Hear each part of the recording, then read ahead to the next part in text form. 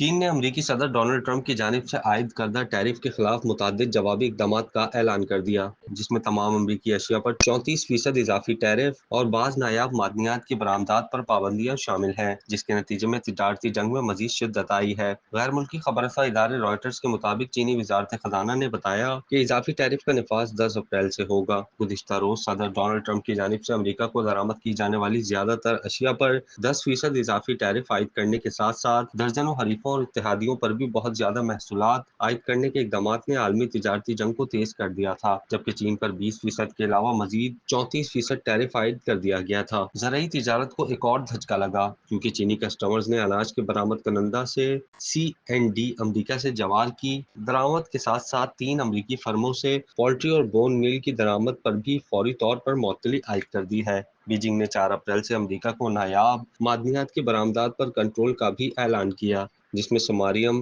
گیڈولینیم، ٹربیم، ڈسپوریسیم، لیوٹیم، اسکینڈیم اور یوٹریم شامل ہیں۔ رپورٹ کے بیان میں کہا گیا کہ امریکہ کے باہمی محصولات کو یک طرفہ غنڈہ گردی قرار دیا گیا ہے اور مزید کہا کہ یہ بین الاقوامی تجارتی قوانین کی خلاف ورزی کرتے ہیں۔ بیجنگ نے اپنی ایکسپورٹ کنٹرول لسٹ میں 16 امریکی اداروں کو بھی شامل کیا جو متاثرہ فرموں کو دوہری استعمال کی اشیاء کی برآمد پر پابندی بھی لگا دی گئی ہے۔ کیا آپ کاروبار کی تشہیر چاہتے ہیں یا social media plate form manage کرانا چاہتے ہیں؟ تو دیر کیسی، ابھی رابطہ کریں اونلی نیوز کی ٹیم سے۔ ہمارا کانٹیکٹ نمبر آپ کی اسکرین پر ہے۔